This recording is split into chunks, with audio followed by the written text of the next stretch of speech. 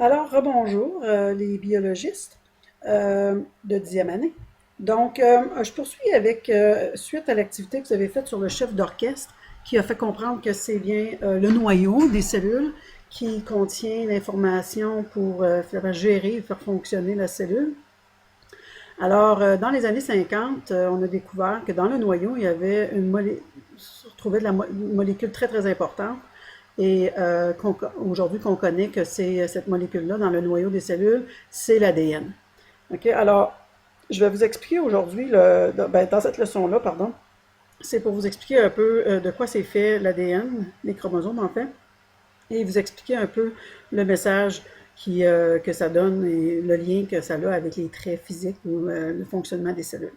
Donc, je vais devoir faire la vidéo de 1.2 en deux vidéos de cette section-là parce qu'il y a beaucoup de matière et puis ça fait des vidéos trop longues. Donc, vous aurez une première partie, une deuxième partie. Donc, comme ça dit ici dans vos notes, le noyau, en fait, on dit que ça contient les chromosomes. Alors, les chromosomes, en fait, ça a l'air des petits bâtonnets, puis c'est fait d'ADN. Alors, qu'est-ce que c'est les chromosomes ou l'ADN? En fait, ce sont les copies originales des instructions de la cellule, OK? Et ça détermine tout à propos de la cellule, sa fonction, ça détermine même la durée de sa vie est déterminée par l'ADN. Chaque espèce animale ou végétale contient son nombre spécifique de chromosomes qui est normal. Et, ça vient toujours à un nombre pair parce que finalement, chaque individu animal, comme nous autres, on a reçu la moitié de nos chromosomes qui viennent d'un parent, ta mère, puis l'autre moitié vient de ton autre père, ton père. Donc, si on regarde, nous autres les humains, normalement, nos cellules contiennent toutes 46 chromosomes. Si on était une vache, on en aurait 60 chromosomes, dont 30 vient de la femelle, 30 vient du père. Ensuite, la poule en aurait 78. Tous les végétaux aussi ont de l'ADN. Par exemple, le maïs, on aurait 20 chromosomes par cellule. OK? Alors, c'est pour ça qu'on va souvent dire qu'on a 46 chromosomes ou 23 paires. Donc, il faut distinguer aussi les types de cellules qu'on a dans notre corps.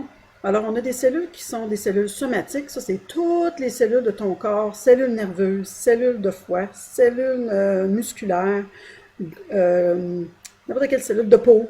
Okay? Alors, toutes ces cellules-là, on appelle ça des cellules somatiques. C'est n'importe quelle cellule qui contient justement un ensemble complet des 46 chromosomes. Okay? Alors, c'est n'importe quelle cellule autre qu'un gamète. Alors, les autres cellules qu'on a dans notre corps, qu'on produit dans nos gonades, donc chez les hommes, c'est les testicules, chez les femmes, c'est les ovaires, on appelle ces cellules-là qui sont produites là les gamètes. C'est les cellules qui sont utilisées dans la reproduction. On appelle ça des cellules reproductives. Donc, les ovules, fabriqués par les femmes, eux autres ont 23 chromosomes. Et les spermatozoïdes, fabriqués par les hommes dans leurs testicules, eux autres aussi ont 23 chromosomes. Donc, à la fécondation, quand ça va être le temps de créer un nouvel individu, les 23 chromosomes de l'ovule, chez l'humain, vont s'unir aux 23 chromosomes du spermatozoïde pour former, 23 plus 23, les 46 chromosomes de la première cellule qui va éventuellement former un individu à millions et millions de cellules. Donc, toutes les cellules devraient avoir les 46 chromosomes originaux. Donc, c'est pour ça qu'on dit des paires, puis on les caractérise comme étant des paires de chromosomes homologues. Qu'est-ce que ça veut dire, homologue? Ça veut dire qu'on a reçu chacun de chacun de nos parents. De ton père, tu as reçu 23 chromosomes, et de ta mère, tu as reçu les mêmes 23 chromosomes, mais pas nécessairement identiques. Par exemple, si je te dis qu'on a 23 paires, ben dans la première paire, tous les humains, on a tous exactement le même genre d'informations sur la paire numéro 1. Puis il y en a 23 paires. Ils sont numérotées comme ça de 1 à 23. Alors, dans la paire numéro 1, chez tous les humains, c'est exactement les mêmes caractéristiques qui sont déterminées sur ces chromosomes-là. Ils viennent en paires. Alors, on va dire que je parle de moi, par exemple. Ben, si sur le chromosome numéro 1, la paire de numéro 1, il y a peut-être l'information qui donne la couleur de yeux, mais c'est la même affaire pour tout le monde. Et ça dépend qu'est-ce que mon père m'a donné, puis qu'est-ce que ma mère m'a donné, et ça fait ensemble ce que mes yeux, la couleur de yeux va avoir. Alors, on appelle ça des paires de chromosomes homologues.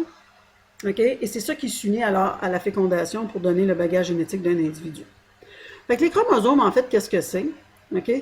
Un chromosome, c'est fait d'une chaîne très entortillée, OK? D'une chaîne très, si tu veux, condensée, d'une molécule super importante, mais très simple, OK? Qui est l'ADN. Alors, l'ADN, c'est une longue molécule, OK? Qui est faite en forme d'échelle, comme on peut voir ici. Alors, on a les côtés de l'échelle, puis ensuite, on a les marges de l'échelle. C'est les marges de l'échelle qui contiennent l'information importante contenue dans l'ADN. ADN, ça représente l'acide désoxyribonucléique, fait qu'on utilise toujours ADN pour le raccourcir.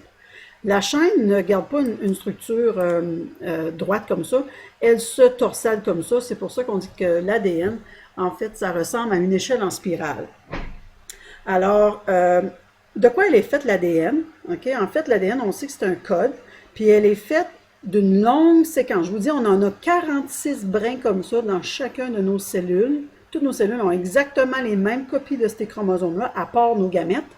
Et puis, chacun de nous autres, on a donc pas mal exactement la même affaire. On a quelques petites différences dans les codes de notre ADN, qui font les petites variations, les couleurs de yeux, puis ces choses-là entre les humains.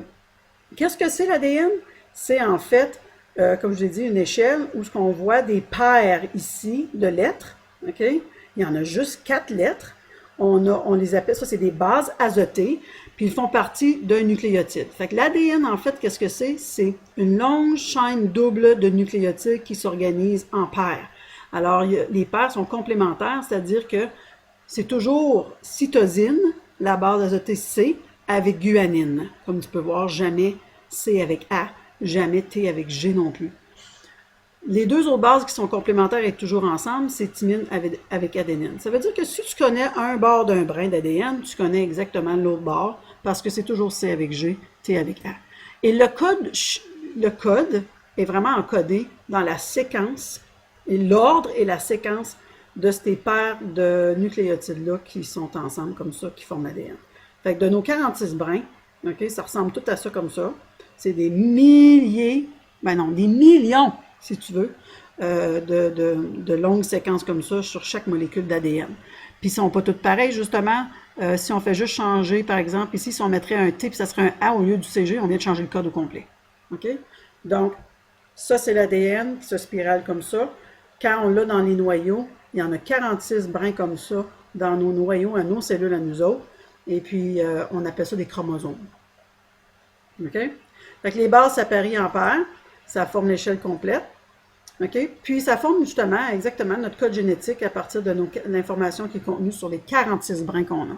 Alors, chaque individu a des petites différences des autres sur l'ADN. On a essentiellement 99,9% de notre ADN est tout pareil. On a des petites différences qui font en sorte qu'on est tout un peu différents. OK? Donc, je vais vous en revenir sur le prochain vidéo pour vous expliquer comment on divise l'ADN en gènes, puis vous expliquer exactement qu'est-ce que c'est des gènes. OK? Alors, je vous en reviens, ça ne sera pas long pour un deuxième vidéo.